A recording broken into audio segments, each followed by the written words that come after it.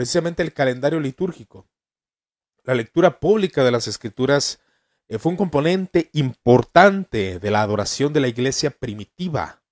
Fue adoptada de la práctica judía de leer las Escrituras hebreas en las sinagogas. La iglesia comenzó a asociar ciertos pasajes de las Escrituras con días santos y fiestas al inicio en su historia. Se desarrollaron pasajes estandarizados para la Pascua, la Ascensión, el Pentecostés y la Epifanía, que son las fiestas que se van celebrando a través de los años. La Pascua, que aproximadamente se ha celebrado en marzo y en abril, el Pentecostés, la fiesta de Pentecostés y la fiesta de Epifanía, que viene siendo el advenimiento del Señor. Ahora, lo que resultó en lecturas durante todo el año para el calendario eclesiástico. Se establece el calendario eclesiástico y de esta forma comienzan a hacer celebraciones dentro de las iglesias donde se recordaban estos eventos importantes para la salvación, de suma importancia para la iglesia cristiana.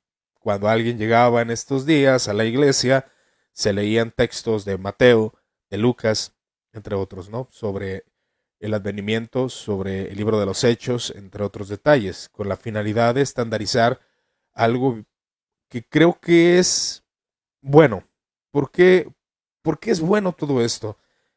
Los seres humanos somos personas que les gusta la celebración, recordar, tener un evento. Cuando solemos ser muy desapegados de las fiestas de algún familiar, no somos personas muy,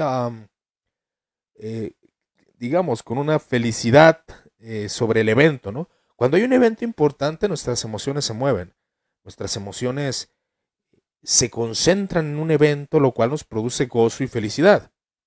Ahora, en este sentido, una celebración del año litúrgico, una celebración establecida por un calendario, claro que no se vuelve una tradición superficial porque siempre se corre el peligro, y yo lo he visto en todas las denominaciones, el ser superficial, pero cuando alguien comprende con causa estos eventos, los eventos de la salvación, entre otros puntos, creo que es hermoso poder sentarte el 24 de diciembre, tener una buena cena, orar, y tal vez a las 12 de la noche dedicar un tiempo de lectura y oración a la palabra, de oración y lectura de la palabra de Dios.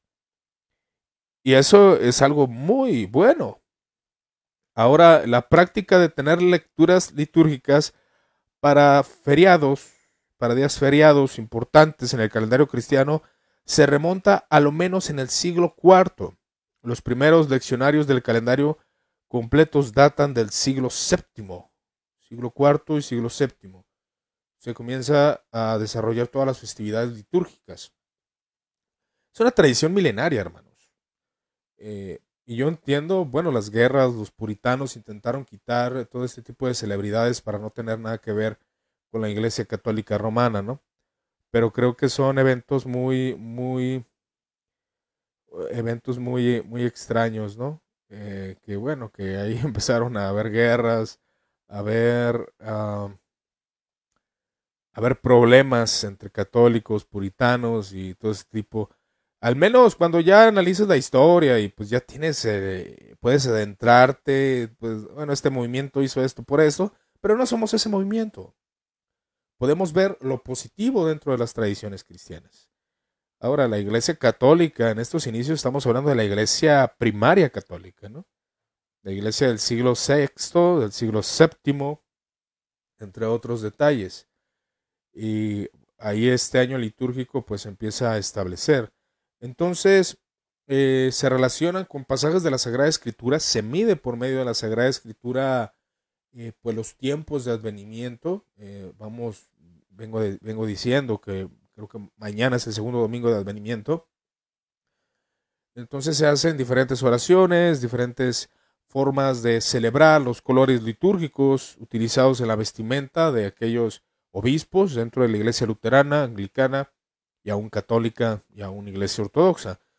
Si bien las fechas de las celebraciones varían un poco en diferentes iglesias cristianas, la secuencia y la lógica utilizada para su planificación son una esencia de las mismas. y eso es dependiendo de cada iglesia. Entonces la Pascua, la resurrección, precisamente en el glorioso concilio de Nicea, bueno, le digo glorioso porque es un concilio muy importante, del año 325, todas las iglesias acordaron la celebración de la Pascua cristiana el domingo siguiente al plenilunio, el 14 de Nisan, es decir, después del equinoccio de la primavera.